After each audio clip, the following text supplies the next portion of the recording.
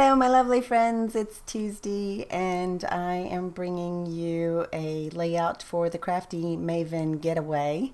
And I chose to technique it. And so I am going to do some mixed media. I haven't done mixed media in probably a month or so. I don't know why. I just kind of took a break from it, as I do. And I've been focused on embellishing with new goodies from the shop and just enjoying some of my stash, and I'm excited to do this mixed media. I'm super excited, and I think it turned out so cute. So our focus this month in November is for stamps, and so I pulled the Cheeky Studio Wildflower stamps and some Heidi Swap stamps and some black archival ink, and I am so excited about how well this stamped out. I just used some close to my heart white cardstock. It's their basic 12 by 12, and it's ultra smooth, and it just stamps beautifully. I could have had a juicier ink pad, but I didn't, and so I'm really impressed with how well it stamped between the quality of the stamps and the paper. I think that's how I got away with it. So I'm not going to make you watch me do this entire fussy cut of all of this, but I do fussy cut it all out, and I do use the majority of it. And so I just think that the combination of it being stamped with the black ink, and if you use archival ink, it's not going to smear when you add watercolors to it, which is what I'm going to do after I fussy cut these out.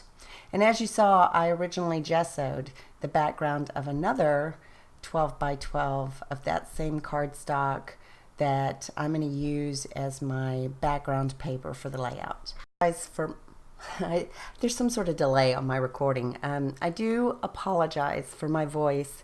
I'm hopefully on the mend. I finally went to the doctor and got on a bunch of meds, and so I'm actually able to breathe a little better, and I can pretty much narrate a video without having to stop and cough through the interims.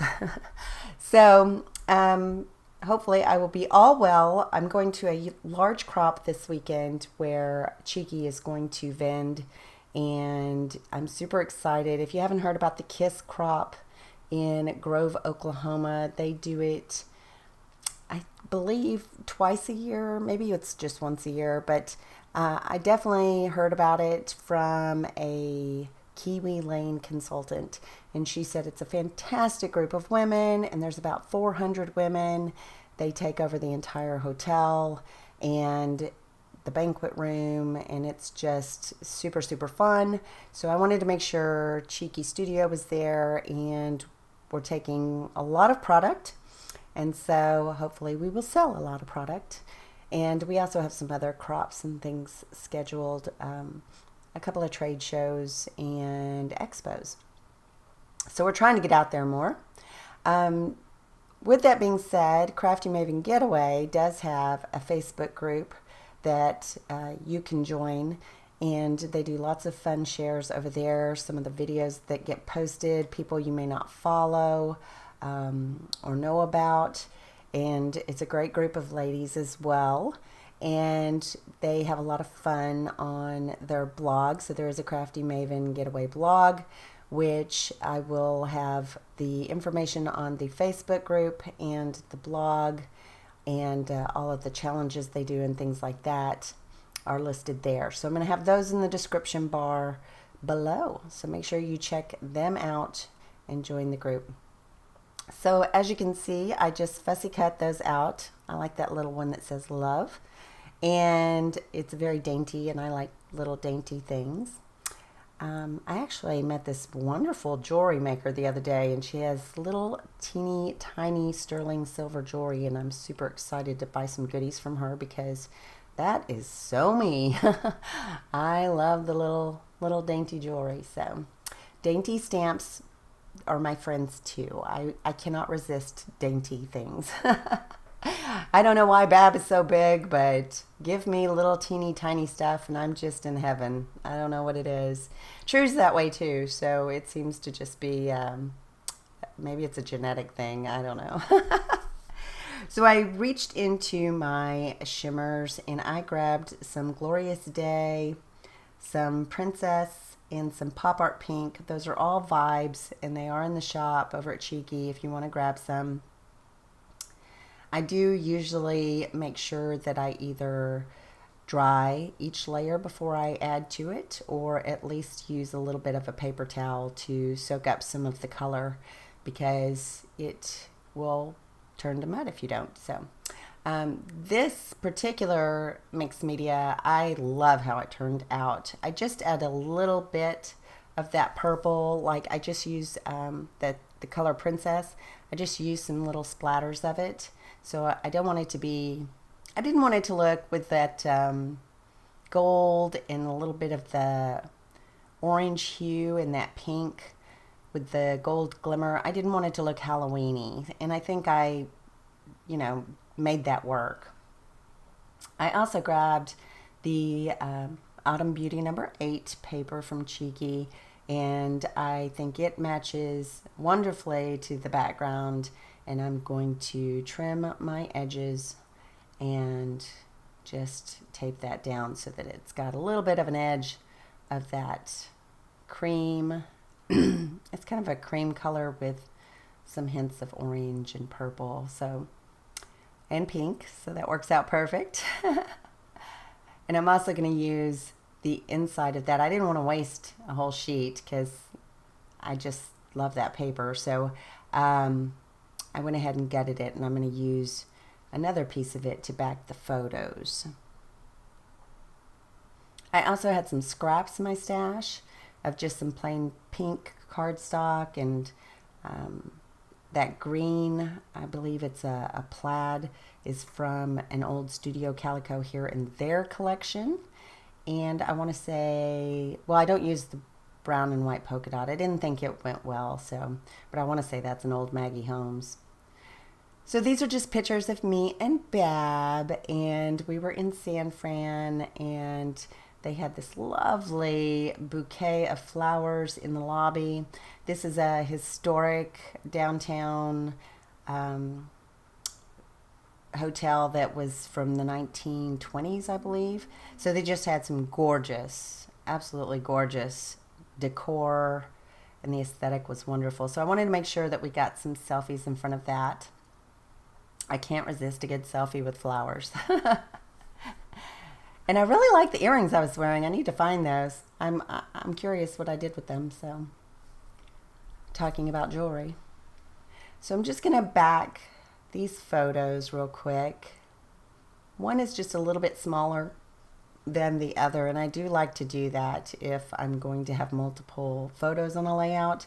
I think it adds more movement to the page, so when you're looking at the layout, it just kind of entices your eye to move through the photos and look at the photos. So that's my intention for the different sizes of photos. It can be very generic and standoffish when it's two photos the same size. I know we can't all print our own photos and change the size, but usually if it's just a bunch of 4x6s or something I've had printed off, I will go and trim some of that off and maybe use some white cardstock as a border, and that way I can change the size, or I'll just do one photo so that I'll tuck one underneath another one, something like that, to make it look like they are different sizes. So here I'm just taking some of those stamped images, and I'm going to start adding some color to the background. I don't know why I glued down or score taped down my photos first, but I did.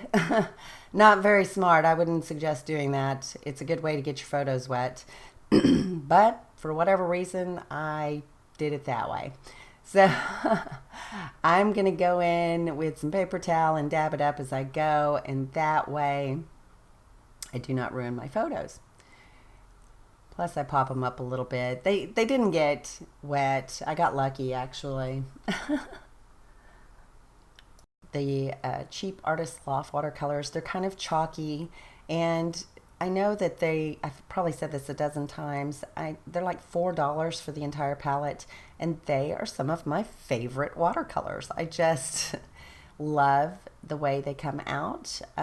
If I was doing a painting or, trying to fill in a drawing or something, I would not use these watercolors because they are kind of chalky, and of course they're student grade, and so I would use something much better and pigmented. But for layouts, I love it. Some of my fave. So shimmers, Lindsay Stamp Gang. I really like Heidi Swap. I like all those kind of inks, but for watercolor, I usually go with these little cheap Artist Loft. So I did want to make sure that I added some of the dark leaves there. So that's one reason why when I created the stamps, I did some that were solid and some that were outlined, because I think that it's nice to be able to do a balance of darks and lights. So I could, you have some solid flowers and leaves, and then you have some outlined flowers and leaves.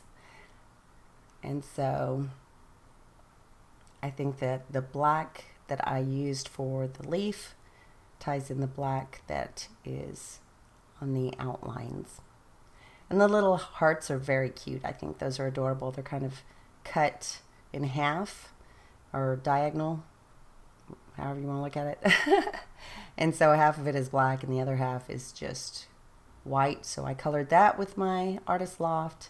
And then the only U was from the Heidi Swap set, and I ended up fussy cutting and coloring that.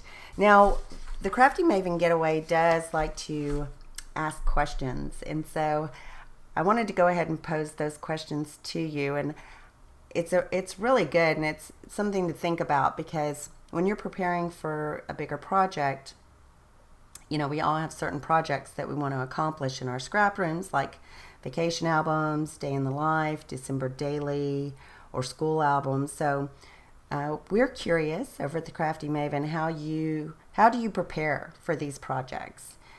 Leave your comments in the comment section. I would love to hear from you. So how do you prepare for some of the bigger projects that you do? Do you exclusively work on these projects until they're done, so from start to finish, or do you scrapbook normal layouts while working on bigger projects? Do you just have several things going on at once, or do you just focus on those? So, let us know, because we're curious. I've thought about this, and I usually have to have more than one thing going. I can't just have,